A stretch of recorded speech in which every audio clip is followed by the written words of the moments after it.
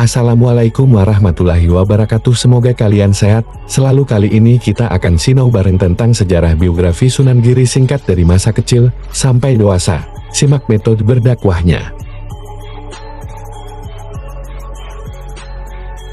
Ada andil Wali Songo dalam sejarah penyebaran agama Islam di Pulau Jawa. Oleh karena itu, penting untuk mengetahui biografi para Wali Songo. Sebagaimana namanya, Wali Songo berjumlah 9, Sunan Giri menjadi salah satunya. Biografi Sunan Giri juga penting untuk diketahui, karena di dalamnya terdapat banyak kisah perjuangan yang bisa diteladani. Sama seperti Wali Songo lainnya, Sunan Giri juga mempunyai kisah dakwahnya tersendiri. Sunan Giri berdakwah menyebarkan agama Islam di era Kerajaan Majapahit. Dalam berdakwah menyebarkan agama Islam, Sunan Giri mempunyai metode yang unik dan khas. Untuk lebih lengkapnya, berikut ulasan tentang biografi Sunan Giri. Sunan Giri hidup di abad ke-14. Sunan Giri lahir pada tahun 1442 meter dengan nama lahir nama Jaka Samudra. Selain dikenal sebagai Sunan Giri dan nama lahirnya yaitu Jaka Samudra, beliau juga dikenal dengan beberapa nama lain seperti Raden Paku, Prabu Satmata, Sultan Abdul Fakir, Raden Ainul Yakin. Nama Sunan Giri sendiri didapatkan dari kisahnya membangun sebuah pesantren Giri Kedatan di Gresik. Sunan Giri terlahir di keluarga ningrat. Ayah Sunan Giri bernama Syekh Maulana Ishaq. Beliau merupakan keturunan Rasulullah SAW melalui jalur Husain, putra Sayyidah Fatimah. Sementara itu, ibu dari Sunan Giri bernama Dewi Sekardadu. Sang ibu masih merupakan anak Raja Belambangan. Bere Wirabumi yang tak lain adalah Maharaja Hayam Wuruk yang sempat memimpin Majapahit. Meski lahir dalam keluarga darah biru, nasib Sunan Giri semasa kecil terbilang malang. Sunan Giri terlahir dalam situasi yang buruk, di mana pada saat itu sedang muncul wabah penyakit serius di Gresik.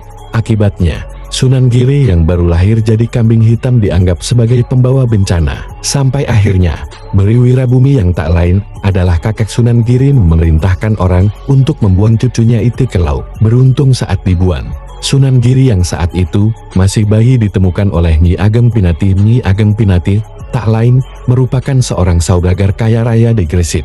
Sejak saat itu, Sunan Giri kemudian dirawat dan dibesarkan Nyi Ageng Pinati sampai dia berusia 7 tahun.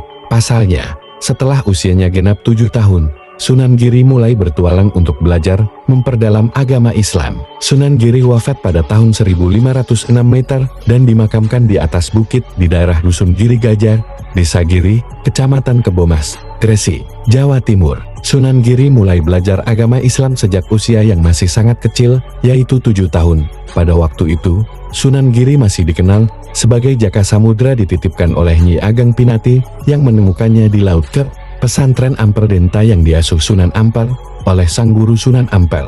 Nama Jaka Samudra kemudian diganti menjadi Raden Paku. Selama berada di pesantren Ampel Denta, Sunan Giri atau Raden Paku belajar banyak hal mengenai ilmu agama. Sunan Giri banyak mengaji Al-Quran, hadits, fikih, dan tasawuf dipandu langsung oleh sang guru, Sunan Ampel.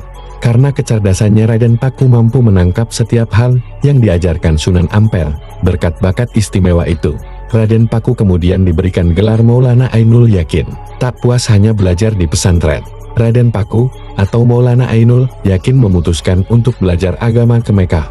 Rencana awalnya, Maulana Ainul Yakin akan ke Mekah untuk belajar sekaligus melakukan ibadah haji. Namun dalam perjalanan, saat tiba di Aceh, Maulana Ainul Yakin justru bertemu sang ayah Syekh Maulana Ishaq. Oleh sang ayah, Maulana Ainul Yakin justru disarankan untuk memperdalam ilmu agama dan dianjurkan untuk membangun sebuah pondok pesantren di tanah kelahirannya, di daerah Gresik. Singkat cerita, Maulana Ainul Yakin atau Sunan Giri mengiyakan anjuran sang ayah tersebut. Beliau lantas membangun pesantren Giri Kedatan di Gresik. Pesantren itu pun berkembang pesat dan sempat terkenal sebagai salah satu pusat penyebaran agama Islam di Jawa. Bahkan tak hanya di daratan Jawa, pengaruh pesantren Giri Kedatan juga disebut-sebut sampai ke Madura, Lombok, Kalimantan, Sulawesi, Sumatera, dan Maluku. Pengaruh pesantren Giri Kedatan di Gresik dan sekitarnya bertahan cukup lama sampai beberapa generasi hingga akhirnya ditumbangkan oleh Sultan Agung. Wali Songo umumnya dikenal karena metode dakwah mereka yang unik dan berusaha mendekatkan diri dengan masyarakat. Sunan Giri sendiri melakukan berbagai macam metode dalam dakwahnya.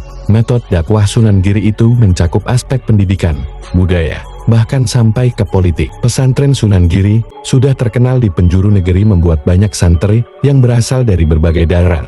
Meski sudah mendatangkan banyak santri dari berbagai daerah, Sunan Giri tetap tak segan untuk menjemput bola dan melakukan pengajaran secara empat mata. Selain itu, Sunan Giri juga berusaha mendekati masyarakat, misalnya dengan mengumpulkan masyarakat di acara-acara slametan, upacara, dan lainnya. Lewat acara tersebut, ajaran agama Islam disampaikan secara lembut dan mudah dipahami. Selain itu, Sunan Giri juga berusaha mendekati masyarakat, misalnya dengan mengumpulkan masyarakat di acara-acara slametan, upacara, dan lainnya. Lewat acara tersebut, ajaran agama Islam disampaikan secara lembut dan mudah dipahami. Sunan Giri juga melakukan dakwah dengan berkesenian.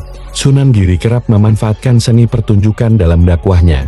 Hal ini terbukti efektif menarik minat masyarakat dalam berkesenian. Sunan Giri juga dikenal sebagai pencipta dari tembang-tembang Jawa, seperti Asmaradhana dan Pucun, kemudian Padang Bulan, Jol, Gula Ganti, dan permainan anak-anak Cublak-Cublak Suan. Itulah diantaranya sekilas tentang biografi Sunan Giri. Semoga bermanfaat dan bisa menambah wawasan.